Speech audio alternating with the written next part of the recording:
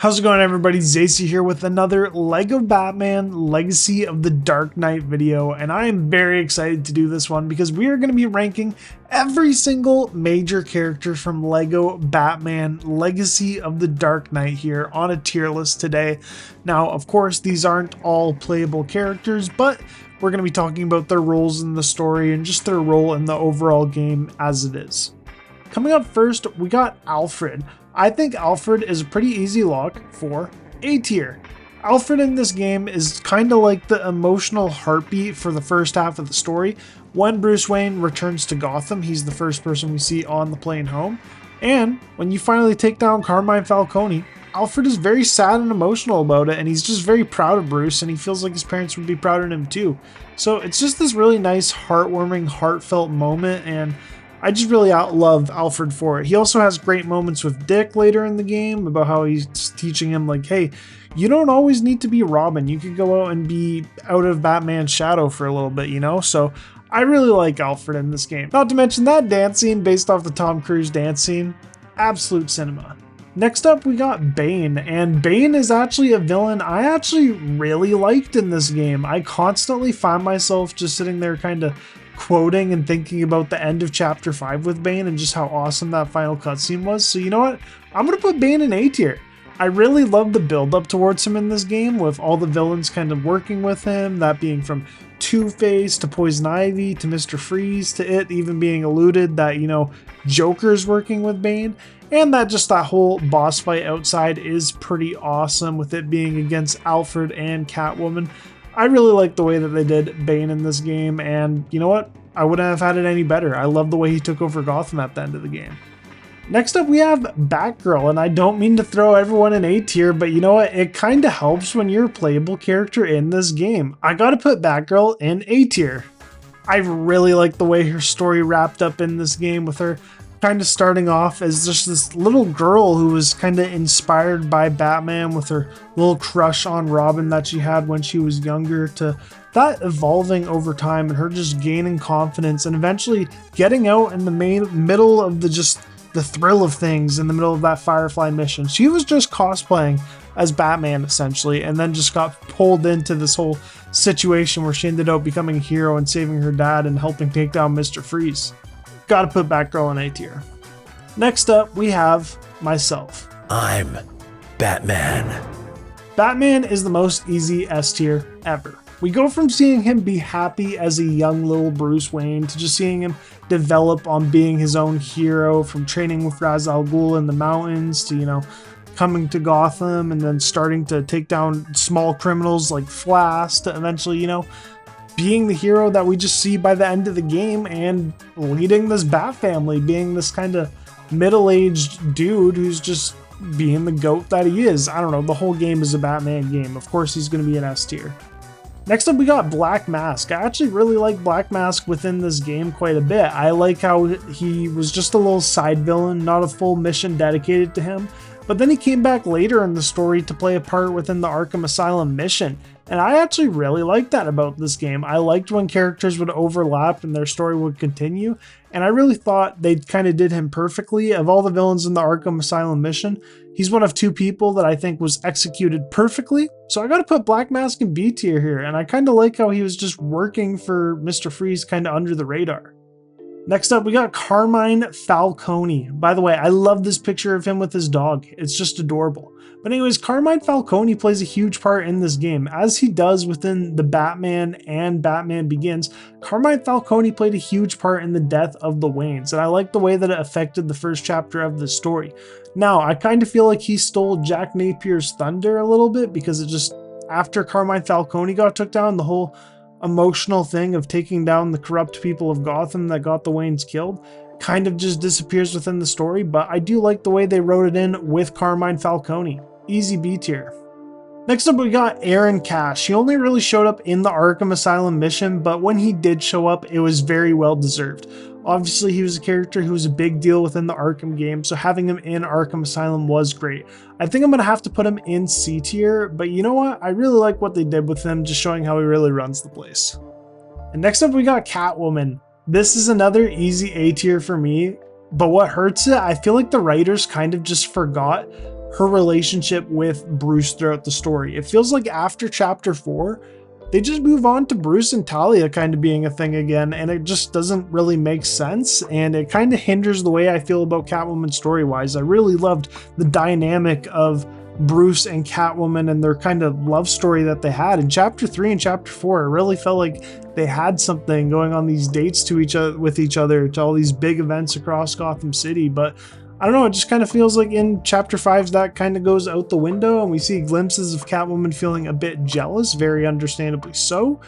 But yeah, I think that's the only thing that really holds her back story-wise, but she is my second favorite character to play as in this game, so you know what? I'm going to put her at second, and nah, I can't put her above Bane. Next up, we have Clock King, and I was just hyping up Black Mask for him being a villain that was very deserved and hyped up the way he should have been during that Arkham Asylum mission, but Clock King really had no build up towards it. I didn't really like how some of these villains that we saw throughout that mission just really, we didn't see them at all throughout the game whatsoever, so I really just got to lower him just for that reason alone. Next up, we got Clue Master, and as much as I want to put him higher, you know, he's iconic, he's the father of Stephanie Brown. We don't even see any glimpses of Stephanie Brown in this game. I kind of feel like Clue Master just showed up and stole some of Riddler's thunder. You know, if you're not going to have Riddler be a huge part of the story, which he should have been because he's a big Batman villain, especially in a lot of movies, which is what this game took a lot of reference from, it made no sense to have Clue Master steal quite a bit of his thunder by having his puzzles throughout the open world as well. I also got to put him in C tier. And next up, we got Condiment King. For the same reason as Black Mask, I got to put him in B tier. I loved seeing him throughout the open world, and it built up perfectly to him being in the Arkham Asylum mission. I actually did a YouTube short reacting to my reaction of me seeing Condiment King in this game for the first time, which I absolutely loved to see, so go check that out. Next up, we got Killer Croc, and honestly, I loved his side mission. I really thought it was really cool and gave a new cool perspective to see how Killer Croc is as a character. So right now, I'm going to put him at the top of B tier. I feel like the only thing that holds him back is he played no part throughout the main story. Next up, we got Deadshot. It really hurts to put him this low because I do love Deadshot as a character throughout the comics and movies that he appears in, but you only really get one dialogue out of him if you go and interact with him in the Arkham Asylum mission. And in that, he does mention, what are we, some kind of rogues gallery, which is obviously a very good allude to his iconic line from the Suicide Squad movie. But considering this is the only time we see him in the game, and he's one of those villains in the Arkham Asylum mission that I just felt didn't have a great build-up, I gotta put him in D tier. And next we got a villain that was mistaken for Deadshot throughout this game, that being Deathstroke. Now, unlike the other villains, you can interact with him, but we also get a great cutscene with him, which also includes a reference to Deadpool. You know, Deathstroke is a villain that could be viewed as more of a Teen Titans villain or even more of a Dick Grayson villain than just a straight up Batman villain, so I kind of understand not having him in the main fold of things, but I do like the little role that he played, so right now, I'm going to put him at the top of C tier. Next up is Egghead. Just like Clock King, he really only showed up for one brief moment of interacting with him, and then he showed up to fight you, which was it. He's going in D tier. Firefly actually played a pretty fun role within this game, kind of just showing up for the one mission, but it was honestly a great mission. In my mission ranking video, I really hyped this mission up for just being able to see all the cool stuff within the museum. But I just really loved that Firefly got included in this game. It was cool to see him kind of be giving that Poison Ivy, Bane, Batman, and Robin row with him in the pink gorilla outfits, and I really loved just seeing him in this game. He's a perfect slot for the back of B tier. Next up, we got our donut-loving corrupt cop, Flass. I loved how he got his own mission in this game where you were taking him down as kind of your first little villain that you face, and you know what? It was great. The interrogation scene with him was fun, and it really just got me into the mood of this game so much quicker. And it was cool seeing him at Carmine Falcone's place. He's going at the back of B tier for me. Next up is Commissioner Gordon, and he's a character I love playing as and love just getting to see him joke around and hang out with Batman in this game. But I'm going to be honest, story-wise, after Chapter 1, he really doesn't do much, which really bugs me, you know? He's a huge part of chapter 1, and he's just great in it. He was honestly one of my favorite parts of chapter 1, and even one of my favorite parts of chapter 2 and later chapters when he appeared. But I just don't think he showed up enough. I was really hoping to see more moments of him and Batman hanging out, talking to each other by the bat signal, but we really didn't get any of that aside from chapter 1. We got some nice moments with him in chapter 6, finally after chapter 1, but it was just too little too late for me. Right now I gotta put Commissioner Gordon at the top of B tier. Now next up is the Joker. I feel like he's a character who I could very easily slot into A tier. It'll be a whole lot easier ranking him when he becomes a playable character in the Mayhem mode this September, but as for now I do have some gripes with him, and that is the fact that Jack Napier is the one who took out Bruce's parents. And he alludes to it by saying his iconic catchphrase, and he even says it again before he gets dropped into the acid vat at Ace Chemicals when he isn't Red Hood anymore and becomes Joker. But there's just nothing that happens from that, and that was just a moment that I really felt was very earned, and we just didn't get it. There was no payoff from it. I think for that moment alone, I gotta put it at the top of B tier. I do love how he plays a part both as Jack Nicholson Joker and Heath Ledger's Joker, but for now, he's a B tier villain. Now, unlike some of the other villains in the Arkham Asylum mission, I feel like Killer Moth got it a little bit better. He actually had a little bit of a cutscene. Granted, we weren't able to interact with him, so unlike Deathstroke, he doesn't get that option, but he did have that cool little cutscene there of him flying in and kind of being a joke villain. But it does talk about how him and Batman have a past, but we didn't see that. But he did get his own cutscene at least, so I gotta put him in C tier. Next up is Kite Man. I really wish we got to hear his catchphrase of hell yeah, but obviously this is a Lego game. We weren't going to hear him say that, but I feel like they did Kite Man perfectly. He was quite literally Poison Ivy's puppet putting the plants across the city. I kind of wish with the way that, Condiment King showed up in the final mission at Arkham, or that Deathstroke showed up there.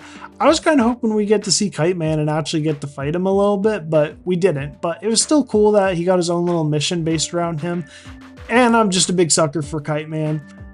I can't believe I'm going to do this, but I'm going to put him probably behind Condiment King in B tier. Next up, we got Leader. Leader gonna bust ya. He actually got a little cutscene and can interact, so by that logic, he needs to go ahead of Killer Moth, but just like Killer Moth and a lot of these villains in the Arkham, didn't really feel too deserved because we didn't see too much of him. Now, if I was just harping on Commissioner Gordon for not being too prevalent throughout the story, let's talk about Commissioner Loeb. This man is supposed to be the police commissioner of Gotham before Jim Gordon takes on that role, so I really was just hoping we'd get more of him after that one little mission of chapter 1 where he shows up and he's like, who is this dude? And he's just seeming very intimidating and the leader of the police force. And I honestly thought for a little bit we were going to get a mission kind of similar to the Batman where he's fighting all the cops in the police station and Commissioner Loeb would kind of be a bit of a main antagonist just from the way they set that up. But we didn't get that. I was very happy to see Commissioner Loeb in the game for just a little bit, but I don't know. I just thought it didn't really have much of a reason to have Commissioner Gordon eventually become commissioner. So I was expecting more out of Loeb and we just didn't quite get that. So right now, he's honestly probably going to be the highest character I could put in D tier because we only see him for one cutscene. Next up is the most underrated playable character in this game, Lucius Fox. You want to talk about characters I expected more out of, it's Lucius Fox. He only really kind of plays a part in chapter 1. You get to play as him a little bit, and if you do the glitch, you could play as him throughout the open world. But I was just kind of thinking he'd show up in the Batcave at some point, or he'd have more emotional payoff. But it was cool to see him in glimpses of chapter 5, but I really can't put him in too higher because I really thought we'd get to see a bit more of him within the game, but I do like the amount that we saw, and it helps being a playable character, so he's got to go in B tier. Next up, we got Martha Wayne, and I just don't know where to put her. We hardly got to see her within this game, so respectfully, I'm going to put her at the top of C tier. She did unfortunately pass away in the alleyway right at the start of the game. We got to see her hanging around Wayne Manor for a little bit, but didn't get to see too much of her. Next up, we got Mr. Freeze, and what bugs me most is we missed out on the iconic line of, what killed the dinosaurs? The Ice Age. We didn't get that in this game, and I thought for sure we would after he pulled up at the museum, but you know what? It was still cool to see him in the museum, and I loved the boss fight with Mr. Freeze and him just kind of being the overall main villain of Chapter 4, with it even talking about his time working at Wayne Industries and him becoming the way he is. So, you know what? He is a villain that I feel played a pretty cool part in the story. Not to mention it helped to the buildup of Bane within this game, so you know what? I'm going to put him right behind Gordon here in B tier. Next up, we got Poison Ivy. And I don't know if I'm just a sucker for that mission with the Jurassic Park reference and, you know, the dragon, but holy was that mission ever cool. And I feel like Poison Ivy was just a huge standout in this game, especially in Chapter 3. She also was someone who helped to the buildup of Bane being the main villain of this game. And like I said, she had villains like Kite Man under her control. Like, she played a big part in the early parts of this game. We even got to see a little bit of her in the Two-Face mission, kind of showing up and ruining Bruce and Selina's date a little bit. So you know what? I think I'm going to put her in the back of A tier. I really liked her role in the story, and I feel like it was the perfect amount of Poison Ivy for me. Next up, we got Ra's al Ghul, and you know what? I really thought we were going to see more of him after the intro to this game. We saw him, you know, outside of the Iceberg Lounge, kind of introducing himself to Bruce, and then we got to see him training Bruce and Talia, but that was kind of it. I really thought we'd get to see more of him later in the game, you know, especially with this game being a big adaptation of the Batman movies. I thought we'd get to see his return to Gotham, but we didn't end up getting to see that. When they said the League of Shadows was returning along with Bane, I kind of thought Ra's al Ghul would be a part of that, but then he wasn't, aside from the little Scarecrow fear sequence. But I did still like what we got of him in this game, so you know what? I'm going to put him behind Condiment King, which sounds absolutely crazy, and it's just crazy to look at this, seeing Ra's al Ghul behind Condiment King. But you know what? Condiment King kind of deserves it here. And oh, this hurts me the most, but we got the Riddler. He is just a collectible villain throughout this game. You go and you collect his Riddler trophies, then you solve his puzzles, and that's it. There's not even a boss fight. I do think that is a major thing the Arkham games had going over Lego Batman Legacy of the Dark Knight in terms of the Riddler. But Riddler's way too iconic for me to put below anywhere behind B tier, but his collectibles, man, they were a grind. But I do think, you know what, he could have been higher even just with his collectibles if it wasn't for Cluemaster over here, you know? Cluemaster also had his collectibles that stole Riddler's thunder, which was just so annoying, because if you're not going to have Riddler play his iconic roles in the movies like he did in the Batman or in Batman Forever, or even some of his stuff from the 60s, then at least just let him be the main collectible villain throughout the side content, you know? And give us a boss fight with him. Next up, we got Dick Grayson, or Robin, if you will, or even Nightwing.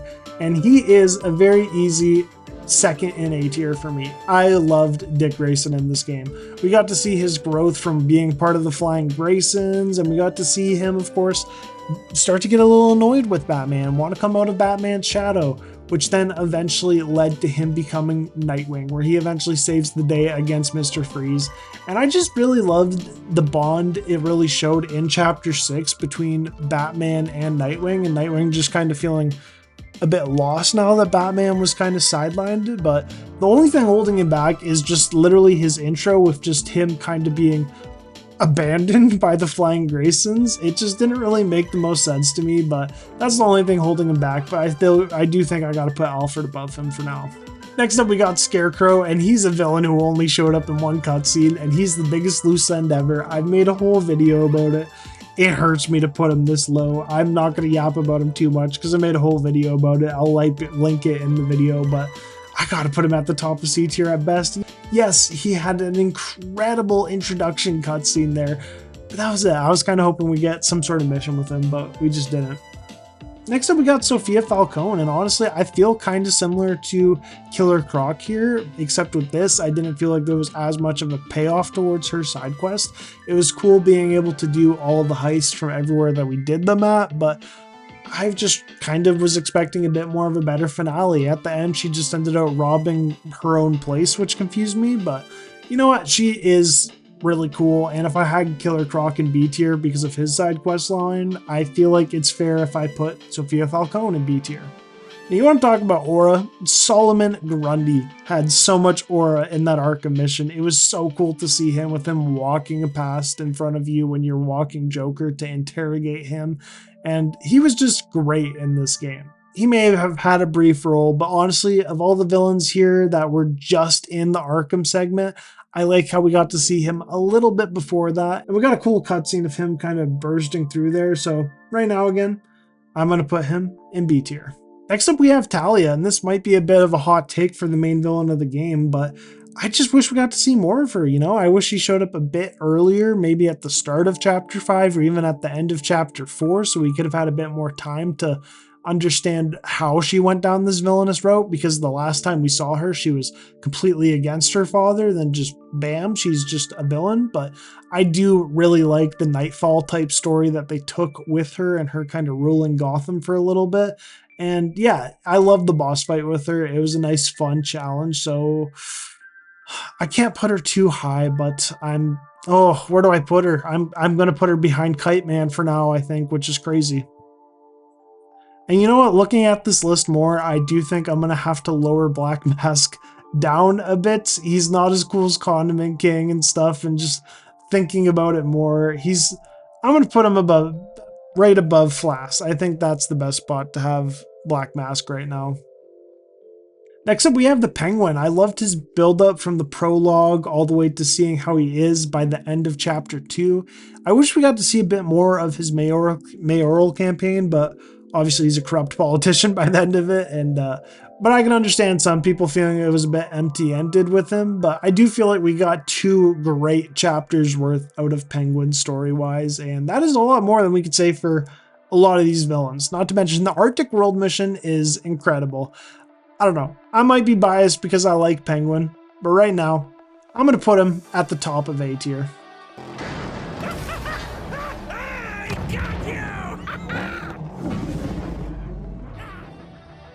Next up, we got our lowest playable character here probably, and that is Thomas Wayne. Very similar to Martha Wayne, he just unfortunately passes very early into the game, so you don't get much time to really hang out with him and just get too attached towards him. But we did get a bit more moments with him because he was a playable character if you're player 2, so I think for that reason I got to put him in B tier alone, giving him a slight edge over Martha. Next up, we got Two-Face. He was probably the villain I felt a bit underwhelmed by the most, honestly. I liked his introduction as Harvey Dent. It was perfect. But then after that, that's kind of just all we see of him for a while. Then at the start of Chapter 2, we see him get his scars. And then all of a sudden, he's just a villain out of nowhere. He's just crazy. It felt a bit undeserved. I didn't get to see that whole motive as to why. And, you know, I do love the mission with him, but I don't think I could put him too high above a whole lot of these other guys. Now, let's take a look in the B tier who he beats. He obviously beats Thomas Wayne because we hardly see him. I got to put him above Grundy because we got a lot more with him. Got to put him above Sophia. Unfortunately, I got to put him above Riddler. I'm going to put him above Black Mask. You know, at least with Firefly, Firefly doesn't really have much of a motive needed. He's just an anarchist and he was robbing a museum. With a character like Harvey Dent, you could do a whole lot more story-wise. We didn't even really get to see much of a dynamic between Harvey Dent and Bruce Wayne, which is one of my favorite things that's always a dynamic between the two, but we just didn't really get to see that much. So for that reason, I gotta put the dude in B tier. Last up, we got Vicky Vale. You know, she was a huge part of the Batman 89 movie. I was so surprised to literally only see her in like a cutscene or two. So for that reason, I gotta put her at the back of D tier, which is crazy because in Batman 89, huge part. But in this, she just didn't really do much.